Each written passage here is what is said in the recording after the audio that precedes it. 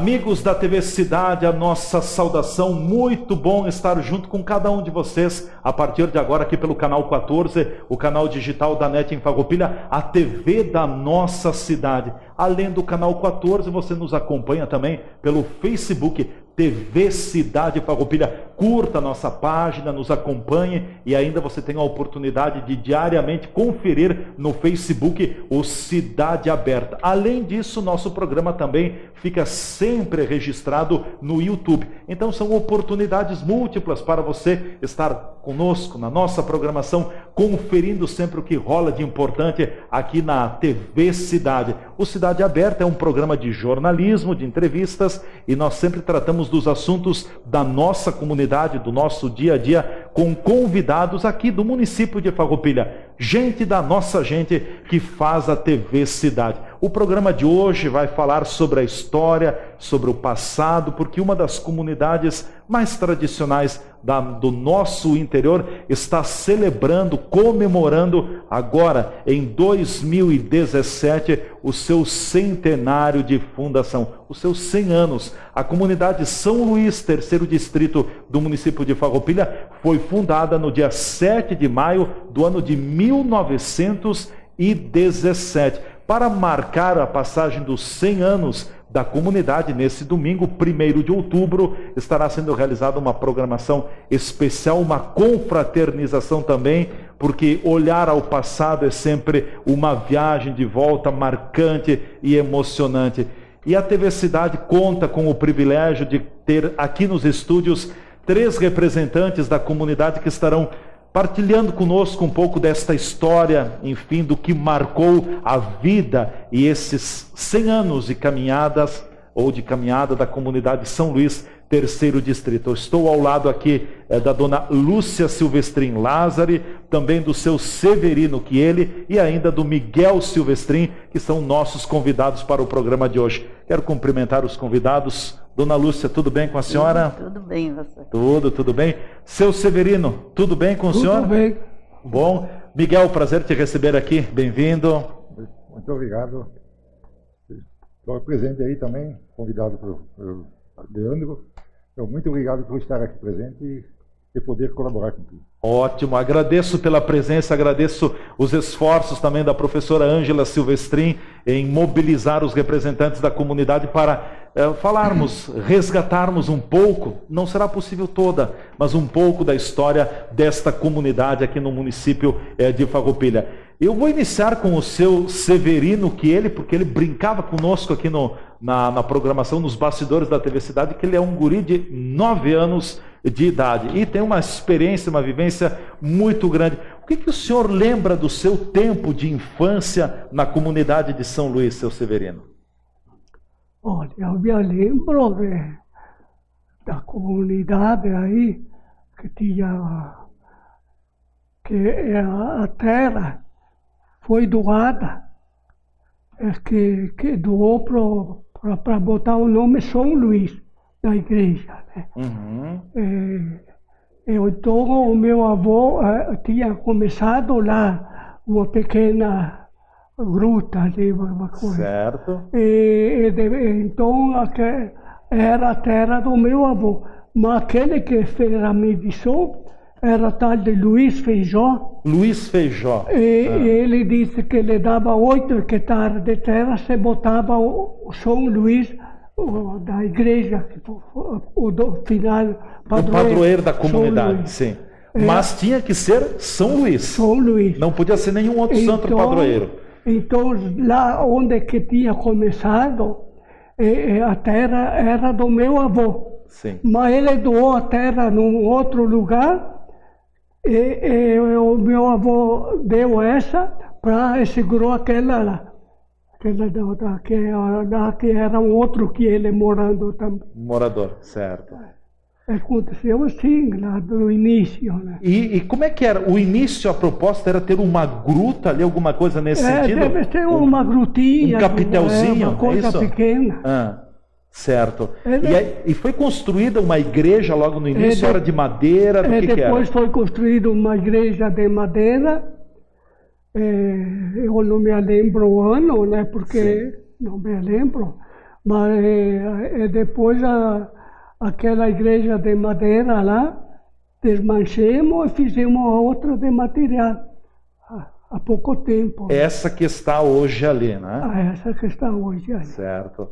Essa é um pouco da história, enfim, da igreja e tudo. Então, a terra onde hoje está construída a igreja, ela foi doada pelo seu avô, é isso?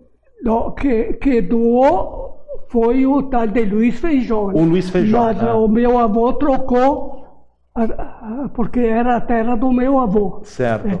Então o Luiz Feijó deu no outro, e o meu avô deu essa aqui onde que está a igreja. Fizeram uma troca de terras. Sim. É isso, né? Nesse sentido. A dona Lúcia Silvestrin Lázaro, o que a senhora também lembra, assim, de uma forma bastante geral, depois a gente entra nos detalhes, do início da comunidade, o que os seus pais também lhe falavam? Bom, eu lembro que eu comecei a conhecer a comunidade quando nós íamos para a missa.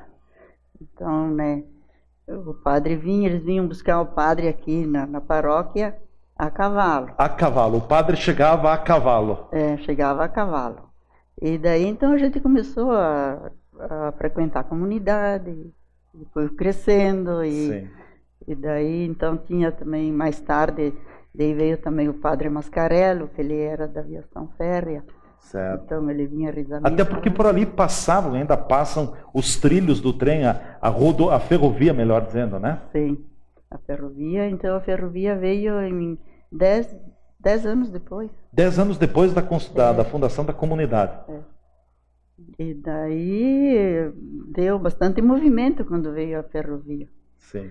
Porque então vinham moradores para trabalhar nos trilhos, então traziam a família, e daí eles moravam ali perto dos trilhos.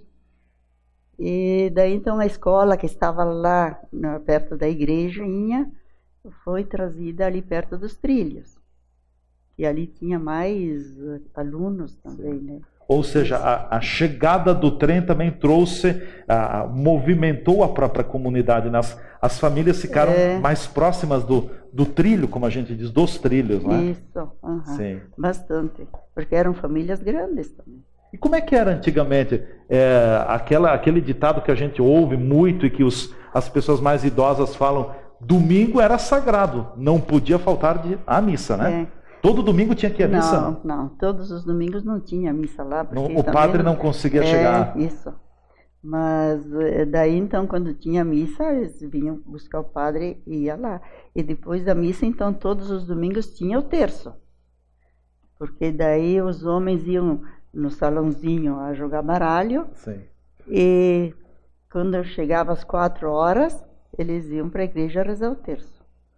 E daí, então, as crianças, como do meu tempo, a gente estava brincando de ovo podre ali perto da igreja, todo mundo deixava de brincar e ia para a missa, assim, ia para o terço. Para o terço. Eram momentos sagrados. Era. Sim. E também as senhoras, então, as esposas dos maridos que estavam jogando carta, elas se reuniam e conversavam ali do lado da igreja. Tinha uma escadinha que tinha uma porta lateral.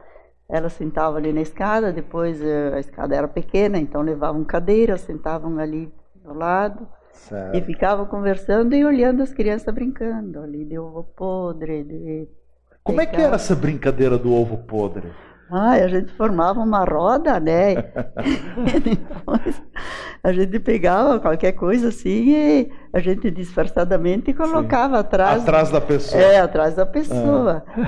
E se a pessoa não notava, ela ficava podre, né? Ficava podre, né? Além dessa brincadeira, já que a senhora entra nesse veio também, além dessa brincadeira, que outras brincadeiras marcaram a sua infância e talvez dos que estão aqui também, além da brincadeira do ovo podre? Tinha bandeirinha, tinha o de se pegar também. Certo, se esconder. De se esconder, de anel também, que a gente então sentava e passava o anel. Tinha que adivinhar onde é que estava o anel. Eram brincadeiras saudáveis. Era, muito saudável. Com certeza. O Miguel Silvestrin, também um pouquinho da tua infância ali na comunidade São Luís, terceiro distrito. O que te marca? Nós também fazíamos bastante do que a Lúcia falou. Ia para a missa ali e tal, e as brincadeiras, quando a gente podia jogar um pouco de bola, coisa assim, a gente pudesse encontrar uma bolinha, ali o tamanho de uma bolinha de tênis, então a gente jogava com aquela. Sim. Embora que tinha bastante cascalho junto ali, o cascalho grosso, não é um cascalho nem fino, é um cascalho grosso, e um pouquinho de grama, mas a gente jogava lá onde tinha o pequeno espaço que se tinha, né? Jogava com isso aí mesmo. E o que tu lembras dos primeiros anos na tua infância, as festas, enfim, a vida em comunidade? As festas, todos os moradores ajudavam e doavam coisas assim para fazer a festa. Então, depois tinha gente que doava galinha, ovos, um pouco de tudo, né? A união fazia a festa. Cada um já levava a galinha, assim, já limpa também, para fazer a sopa, no caso. Certo. E depois outras carnes já eram compradas também no mercado. Mas a galinha para a sopa, era todos os sócios, cada um doava uma galinha. Depois era o compromisso dos sócios, dos moradores, né? Compromisso. Faz ovos, farinha para fazer o zanholine. Depois a gente fazia o zanholine lá no salão mesmo, o salãozinho que se tinha. Então se reunia todo o pessoal lá, as mulheres, homens também, alguns também. Homens faziam outros trabalhos, mas alguns também ajudavam ali. Se era a tocar a massa, que era tocada à mão, né? Para fazer toda aquela força. Fazendo a força, assim. Isso aí, né? Foi isso fazendo. Depois para a construção, quando foi feito o novo salão também, deu bastante trabalho aquele também, né? Sim. A prefeitura nos ajudou na terraplanagem lá e depois na construção também, tanto nos ajudou um pouquinho também lá para umas viagens de concreto que ele nos deu lá para nós.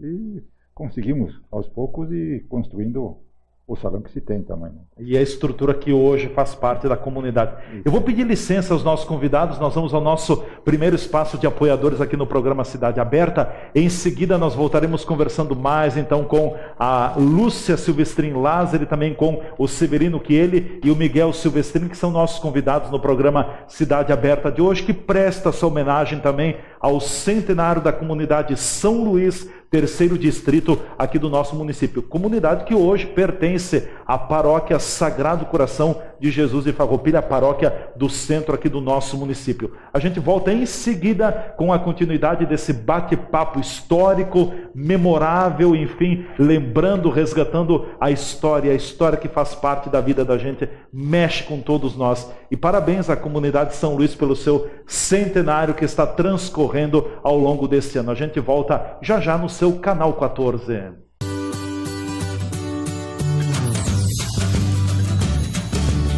Refeições de dar água na boca. O sabor da comida caseira bem preparada.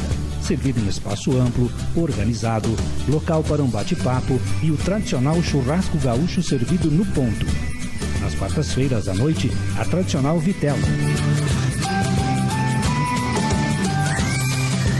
Pratos preparados com carinho.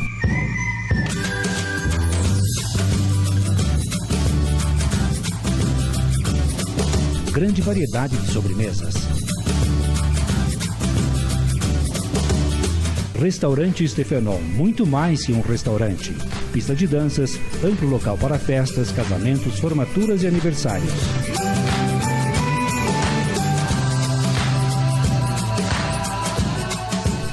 Stefenol, o restaurante anexo ao Circo Operário em Farroupilha, na rua Rui Barbosa, telefone 3261 4034.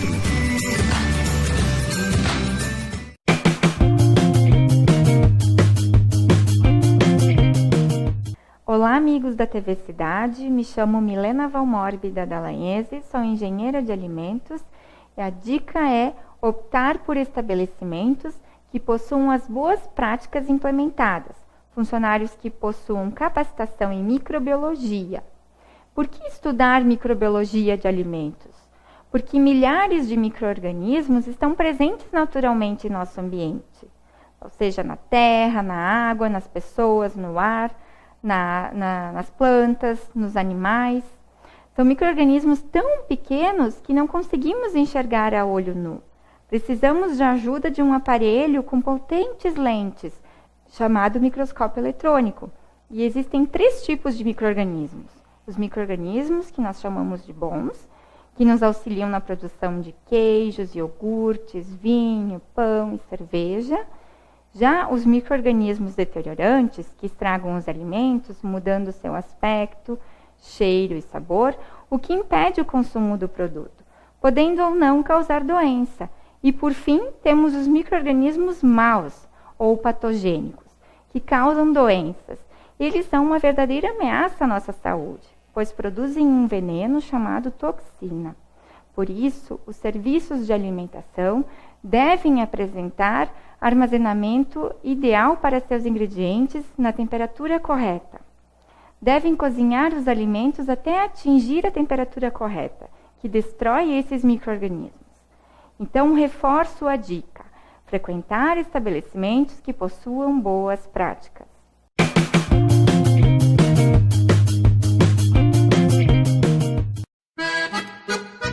Empório das Carnes, Rua Marechal Deodoro da Fonseca 356. O Empório das Carnes tem tradição e muita variedade para o seu churrasco. Carne fresca com procedência, qualidade e higiene.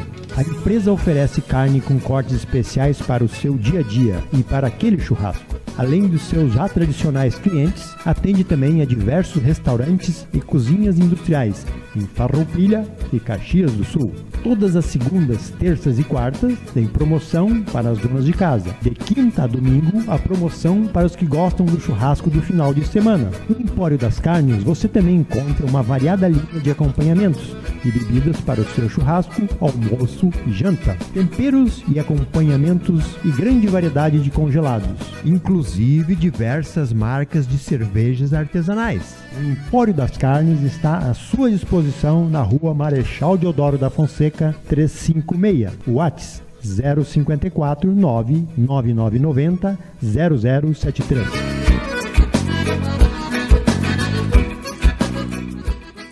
A nossa vida está sempre mudando.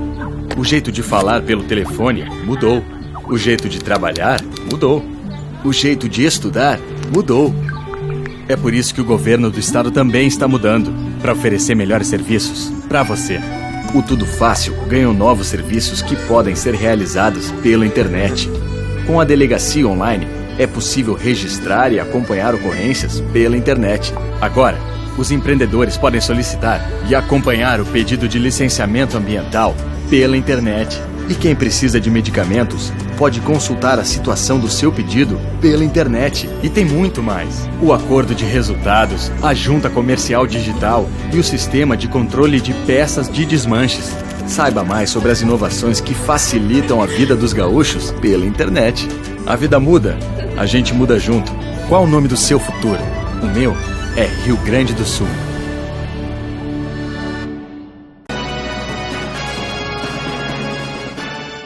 O programa Cidade Aberta volta aqui pelo canal 14, o canal digital da NET em Farroupilha, a nossa TV. Estamos também no Facebook TV Cidade Farroupilha.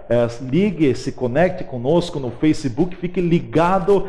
Você também tem a oportunidade de acompanhar o nosso Cidade Aberta. O programa de hoje com a presença aqui nos estúdios da dona Lúcia Silvestrin Lázari, do Severino Chieli e também do Miguel Silvestrin. São 3 representantes da comunidade de São Luís, terceiro distrito de Farroupilha, que está em festa, comemorando nesse ano o seu centenário de fundação. E os nossos convidados hoje nos ajudam a relembrar, a resgatar, enfim, a história, um pouco da história que movimentou, que alimentou esses 100 anos de caminhada da comunidade de São Luís, terceiro distrito do nosso município. Eu gostaria de provocar, de perguntar ao seu Severino que ele falou no primeiro segmento do programa também, do santo padroeiro. E a gente sabe que nas comunidades do interior, no passado, parecia que era fácil, mas não era não. Era assim uma disputa, havia uma certa, não briga, mas havia uma disputa para a eleição do santo padroeiro na comunidade. O caso de Caravaggio, aqui no município de Farroupilha também, o primeiro santo favorito para ser padroeiro da localidade foi Santo Antônio. Tinha Santo Antônio ali em Bento Gonçalves. Depois surgiu Nossa Senhora do Loreto, que também tinha uma comunidade já com esse nome. E aí veio Caravaggio. Em São Luís, terceiro distrito, Foi fácil eleger São Luís padroeiro da comunidade? Eu calculo que sim. É? Sim. Calculo que sim, que foi fácil. Mas tinha outros santos que também estavam sendo lembrados para serem padroeiros. Olha, eu não me lembro, só que me lembro esse santo que era de papel, era tipo um jornal. Sim. E atrás era uma madeira, de madeira, e colado lá, esse São José e Nossa Senhora de Lourdes. São José e Nossa Senhora de Lourdes. Sim. E depois acabou sendo escolhido, então, São Luís. Não, São Luís eu acho que foi o primeiro. O primeiro, tá? Foi o primeiro, porque aquele eu vi lá, sempre ele... Sempre São Luís. Sempre São Luís, aí é de madeira. De madeira. É de madeira. Certo. O que a senhora lembra, dona Lúcia, sobre, e que os pais lhe contaram também sobre a história do padroeiro da comunidade? Como meus pais falavam, que foi o Luís Feijó que doou a terra, então ele pediu as condições que fosse colocado o santo do nome dele, que fosse São Luís. São Luís, certo. É nesse sentido. E até porque no passado tudo girava em torno da comunidade. Como a gente diz, a vida das famílias, das pessoas, ela estava muito entrelaçada com a própria comunidade onde essas famílias elas estavam inseridas. Como é que era o trabalho? Porque houve a construção da igreja, depois tinha um salão. O que vocês recordam desse momento também de participação na própria comunidade? Dona Lúcia. Eu me recordo que a gente fazia uma festa por ano, né? Era uma festa por ano. A festa do padroeiro? Era a festa do padroeiro. E daí então todo mundo colaborava com a festa. Sim. A gente tinha a tal de galinha que tinha que aquilo era certo que todo mundo doava.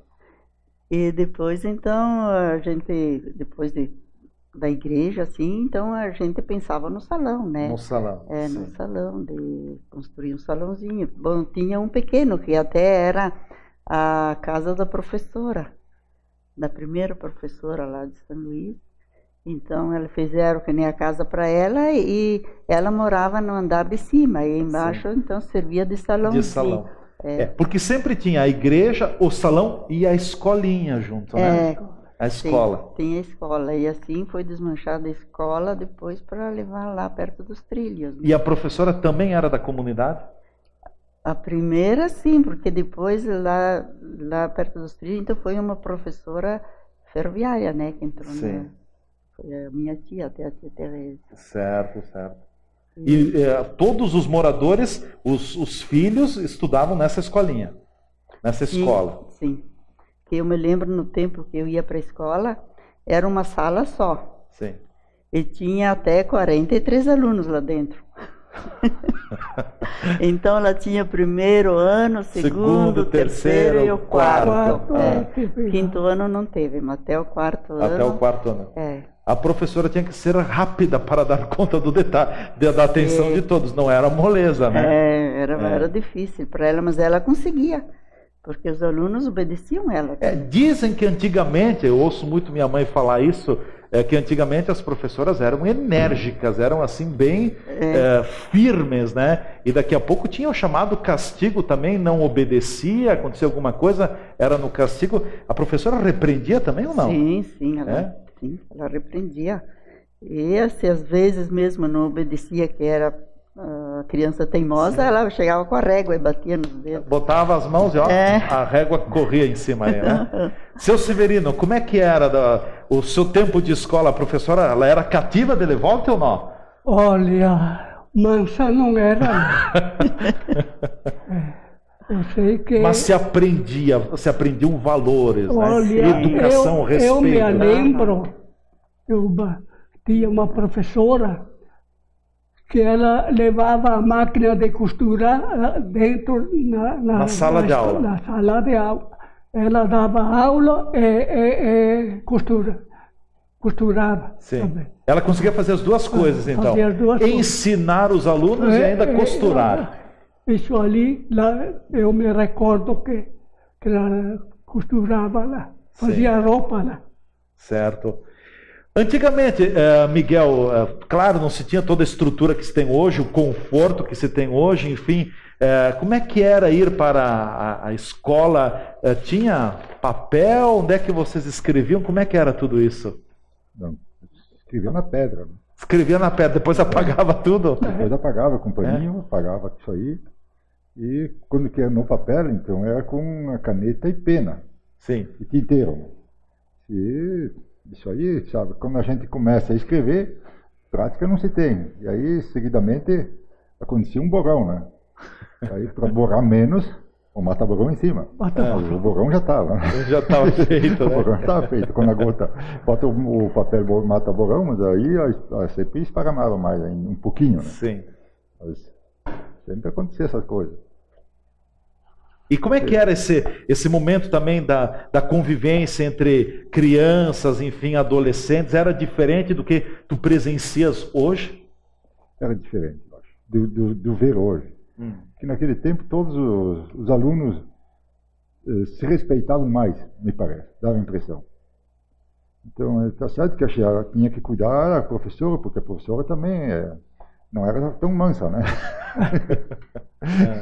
Então, se a gente também não obedecesse ela, a maneira de dizer o rei vem, né? Sim, sim. Então, isso aí, não é o rei mesmo, afinal é a maneira de dizer, né? Eu recordo e tenho o privilégio de ter o meu avô, que ainda vive em Caxias do Sul, com 93 anos de idade, e presenciei isso, ele não falava muito pouco. Ele conseguia educar, ou tinha essa sabedoria de educar, de impor limites aos filhos, somente através do olhar. Não falava muito. Como se diz no italiano, na bella guardada basta, não? Fermete. Era assim ou não, seu Severino? Era assim, uma olhada, a gente falava sabia. Por 1000 palavras. Opa. É verdade. Dona Lúcia, era também nesse sentido? Os pais eram enérgicos, sim, né? Sim, era bem enérgico. Mas também eu acho que num todo era até bom, porque a gente então sabia que tinha que se comportar, né? Tinha a formatação do respeito, da educação, enfim, tudo isso, grandes valores, porque a família cabe educar, a escola é o papel de ensinar, de preparar para a própria vida, né? Com certeza. Vocês trabalhavam na roça também? Quando não estudavam, trabalhavam na roça? Porque a comunidade é uma comunidade do interior, era e ainda é uma comunidade do interior, então muito calcada, muito sedimentada na agricultura. Como é que era o dia a dia de vocês? Eu vou começar com o seu Severino. Bom, de manhã a gente ia na escola, né? E de tarde para a roça. Para a roça. Vai capinhar ou arado também, com boi e arado. Ia trabalhar todo dia. Era pesado, definitivamente. Todos, a família era assim. O falecido pai, quando que te dava uma olhada, chegava, né? Sim. Ele não batia, né? Mas você olhava, tu sabia o que era para já era o suficiente.